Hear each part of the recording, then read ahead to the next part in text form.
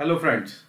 So it's a long time since I've taken my last lecture and because I was actually preparing for the mains answer key.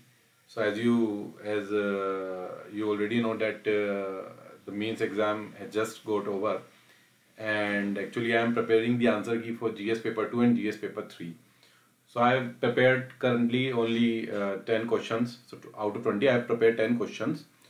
So 10 questions, and side by side we'll be preparing the rest of the questions also. So we'll be taking the lecture now continuously without any inordinate delay. So now I'll be uploading GS paper 2 and the answer question by question. So I'll upload, for example, the question number 1 and we'll discuss and we'll upload the video of the discussion which I'm currently taking of that question. So I'll be uploading question by question. Okay. So the answer key is not, you cannot say that it is standard, but what best answer I can think of pertaining to that question. So I prepared that. So it depends on you whether if you feel that if it is the standard one, so you can follow the answer key of which I am going to explain you. So without doing any much ado, I'll start with the question number 1. So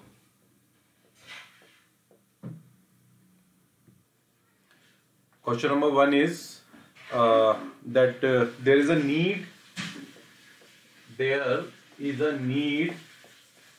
for simplification of procedure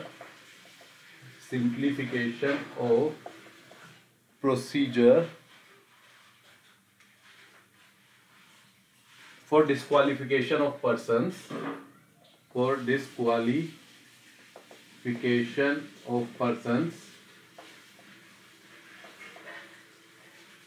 found guilty of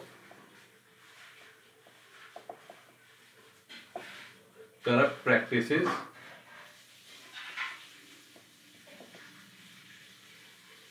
under RPA Act 1951. Okay, you have to discuss. So just have to discuss. You just have to write the answer. You don't have to criticize. You just have to write the answer. Whatever knowledge you have, that what are the issues, because there are some issues related to disqualification of persons which are found guilty of contempt practices under RPA. ठीक है, तो मैं आपको थोड़ा समझा दूं, उसका थोड़ा बैकग्राउंड दे देता हूं. नाउ आपको पता है कि कुछ डिस्क्वालिफिकेशंस हमारे for member of parliament and the member of state legislature हमारे कॉन्स्टिट्यूशन में है, और कुछ disqualification as parliament made any law, so as per the law made by the parliament उसके अंदर है. तो आरपीए एक्ट 1951 जो है कुछ डिस्क्वालिफिकेशन प्रपोज करता है कि भाई इन पॉइंट्स के अंदर अगर कोई बंदा अगर कन्विक्ट हो जाता है तो ही विल बी डिस्क्वालिफाइड. ठीक है, and that disqualification will be determined by the president after taking the opinion of the election commission.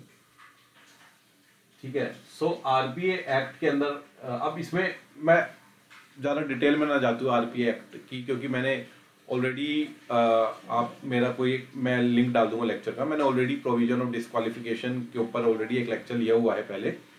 तो हम केवल करप्ट प्रैक्टिसेस, क्योंकि यहाँ पे स्पेसिफिकली लिखा है found guilty of corrupt practices, तो करप्ट प्रैक्टिसेस के ऊपर जो गिल्टी है उसका डिस्क्वालिफिकेशन की बात की है. तो अगर आप लक्ष्मीकांत में जाएंगे तो लक्ष्मीकांत में एक पॉइंट है, आरपीए एक्ट में जो डिस्क्वालिफिकेशन लिखी है उसमें एक पॉइंट है, if the person can be disqualified if the person is found guilty of corrupt practices.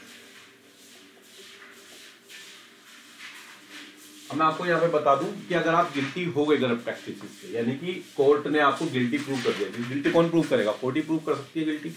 तो अगर court has proved you guilty, तो person can be disqualified. So that is a ground for disqualification.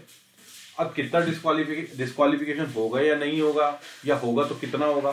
So if the person so the points are if the person is disqualified और not. तो ये बस grounds हैं disqualification के। अगर आप corrupt practices में कन्विक्ट हो जाते हो उसके बावजूद आप डिस्क्वालीफाई शायद ना भी हो, तो that will be determined by the president after taking the opinion of the election commission.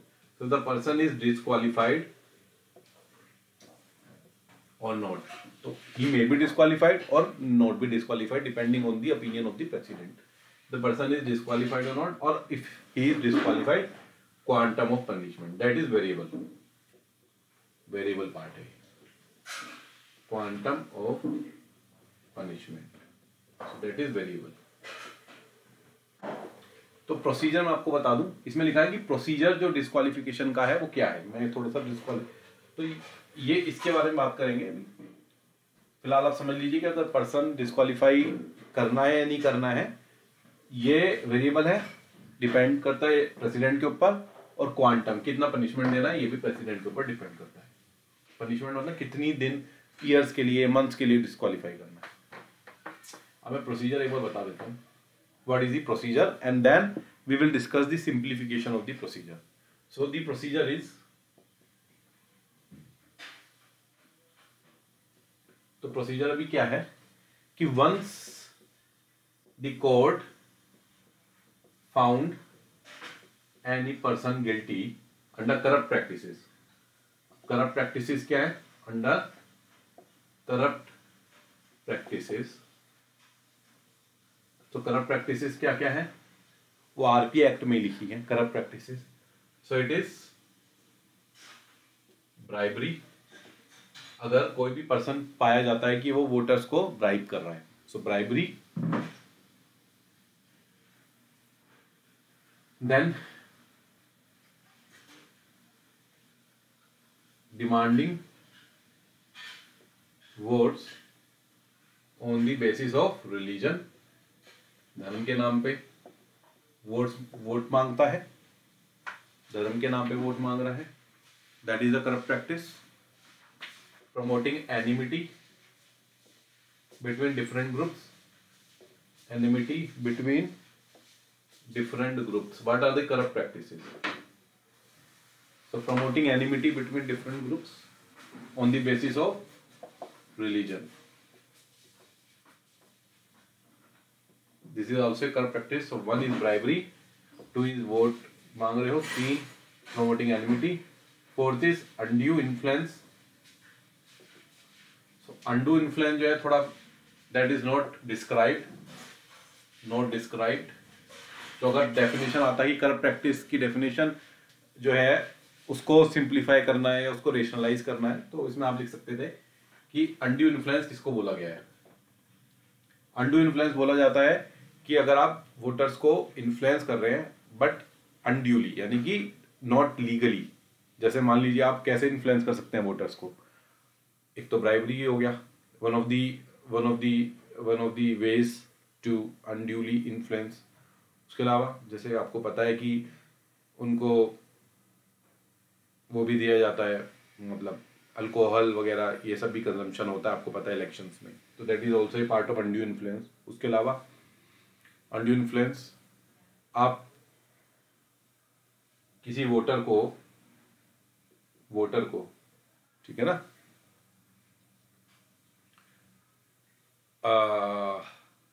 फेरी दे दे, मतलब इधर से उधर, मतलब जब आप जिस दिन वोटिंग डे है, so providing ferry for transportation to and from the election polling booth. So polling booth तक पहुंचाने के लिए वोटर को कोई इलेक्टर कैंडिडेट जो कैंडिडेट है वो गाड़ी दे देता है, फेरी दे देता है। So that is may also be a part of undue influence. So ये इसकी डेफिनेशन इज वेग इन आरपीए एक्ट, ये वेग है, not described. But undue influence जो होता है ये कोर्ट के इंटरप्रिटेशन के ऊपर है, कोर्ट विल इंटरप्रेट। तो ये 3-4 करप्ट प्रैक्टिसेस हमारे कॉन्स्टिट्यूशन में है, और सॉरी आरपीए एक्ट में है।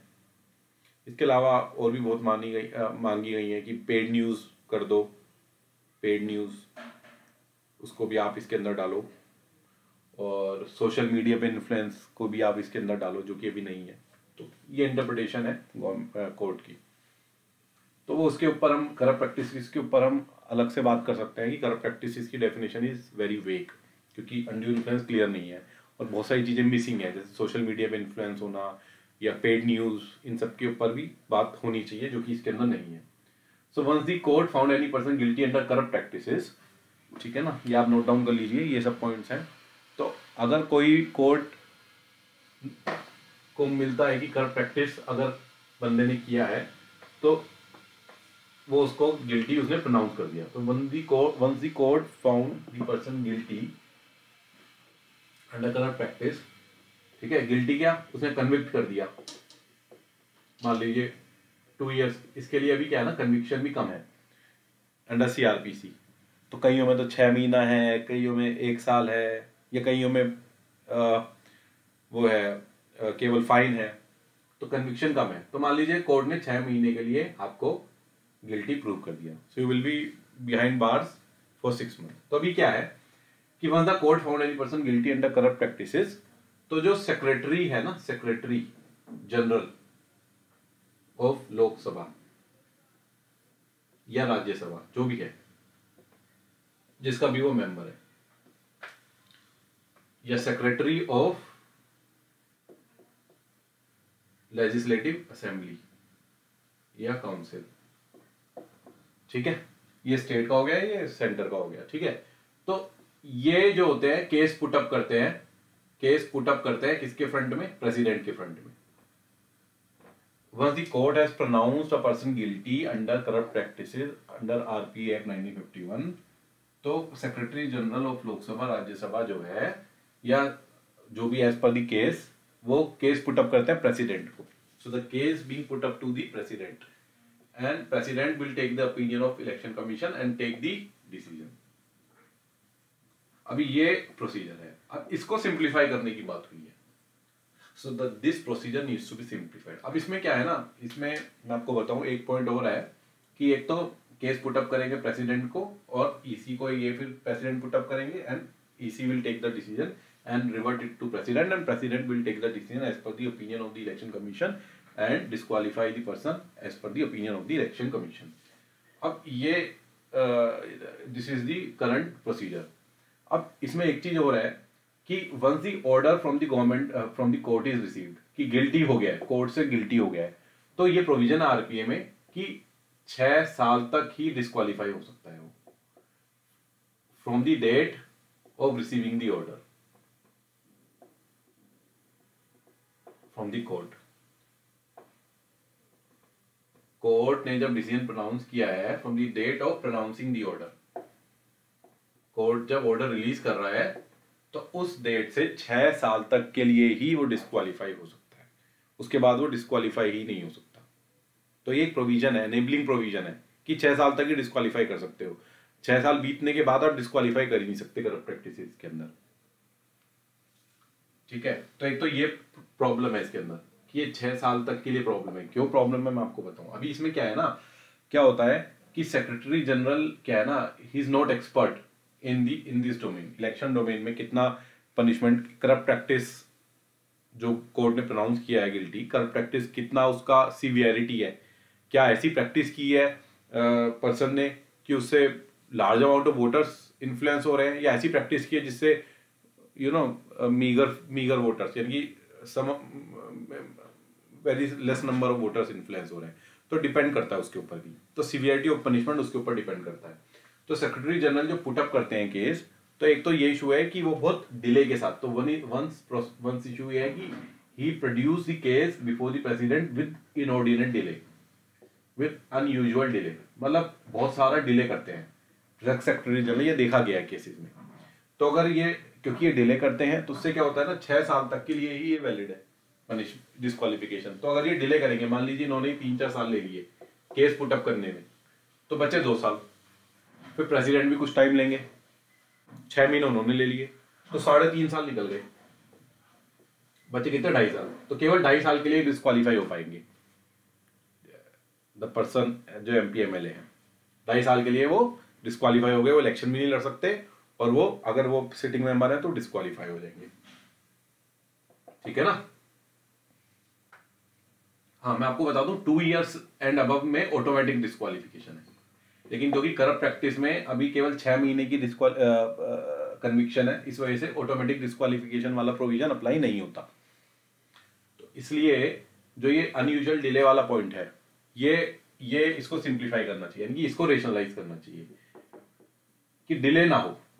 तो हम तो ये कह रहे हैं कि सेक्रेटरी जनरल प्रोड्यूस ना करे, इलेक्शन कमीशन ही प्रोड्यूस करे सीधा, यानी कि जब कोर्ट ने कन्विक्ट कर दिया तो इलेक्शन कमीशन केस को प्रोड्यूस करे इन front of the president with its opinion, already opinion उसको ले और वो जो ओपिनियन है वो उसको 6 महीने में बाउंड कर देना चाहिए कि election commission must give its opinion in 6 months और प्रेसिडेंट को वो पुट अप कर दे, then president will can take its decision within a time frame like within 3 months। तो ऐसा कुछ प्रोविजन होना चाहिए कि एक टाइम फ्रेम फिक्स करना चाहिए कि इलेक्शन कमीशन 6 महीने के अंदर दे और 6 महीने के अंदर प्रेसिडेंट इसके ऊपर डिसीजन ले। प्रेसिडेंट जब तक डिसीजन नहीं लेंगे तब तक नहीं होगा, तो इलेक्शन कमीशन उसको पुटअप करें with in a time frame 6 months, वो आरबी एक्ट में आप लिख सकते हो, और 6 महीने के अंदर प्रेसिडेंट इसके ऊपर डिसीजन ले, यानी कि 1 साल मैक्सिमम होगा, तो 5 years बच जाएंगे, तो 5 साल आप डिस्क्वालीफाई कर सकते हैं। तो मैं तो ये कह रहा हूँ कि 6 महीने का इस साल का प्रोविजन ही हटा दो कि 6 साल तक के लिए डिस्क्वालीफाई हो सकते हैं। 6 साल का डिस्क्वालिफिकेशन दे सकते हैं टोटल, लेकिन not from the date of the order, ठीक है। तो अगर ये हटा देंगे तो मान लीजिए 1 साल ले भी लिया तो भी आगे 6 साल के लिए आप डिस्क्वालीफाई कर सकते हो। तो मैं इसको बता देता हूं क्या प्रोसीजर सिंप्लीफाई कर सकते हैं। एक तो प्रोसीजर ये सिंप्लीफाई कर सकते हैं अभी प्रोसीजर कि सेक्रेटरी जनरल जो केस पुटअप कर रहे हैं प्रेसिडेंट को, in spite of that election commission with its opinion will put up the case, should put up the case in front of president.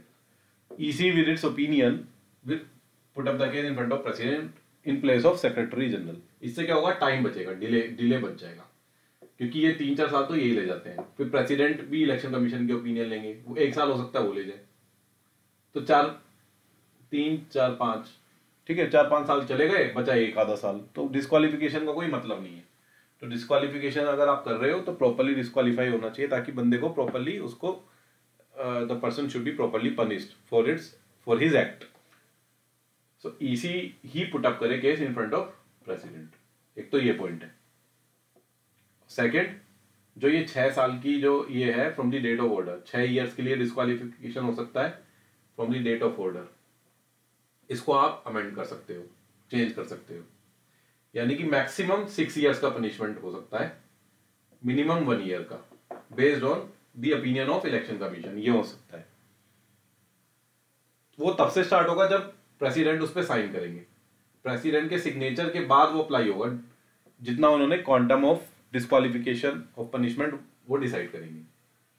और ये बाइंडिंग कर दीजिए कि प्रेसिडेंट इलेक्शन कमीशन की ओपिनियन बाइंडिंग होनी चाहिए, जो कि अभी बाइंडिंग नहीं है, बाइंडिंग होनी चाहिए। और जो इलेक्शन कमीशन 6 महीने में अपने ओपिनियन दे और प्रेसिडेंट 6 महीने में उसके ऊपर साइन करें, या 1 month, इसको आप रिड्यूस भी कर सकते हैं।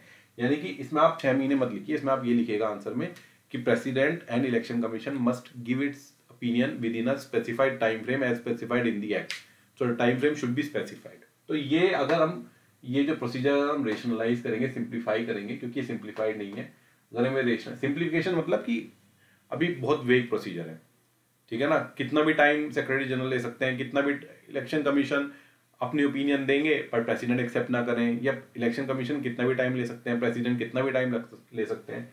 तो ये स्पेसिफाई कर दें कि ये जो टाइम है limit, it should be specified and the in place of secretary general election commission अपनी ओपिनियन दे प्रेसिडेंट को, और वहीं की वहीं प्रेसिडेंट साइन करें, या जो भी है प्रेसिडेंट डिसीजन ले, that should be binding as per the opinion of election commission. Secretary general का रोल खत्म कर देना चाहिए। So I think these 2 things should be simplified, should be updated, and thus the procedure should be properly simplified. So आपको यही इसमें लिखना था आंसर में, आप देख लीजिए। आई होप यू लाइक, आप देख लीजिए इसको, आप I hope you like the point which I have raised, and मैं इसका आंसर की अपलोड कर दूंगा अपने लिंक में, तो आप उसको उसको जाएं, उसको पढ़ें, उसको देखें। ठीक है, तो मैं नेक्स्ट क्वेश्चन नंबर 2 के साथ नेक्स्ट वीडियो में प्रेजेंट होता हूँ। Thank you.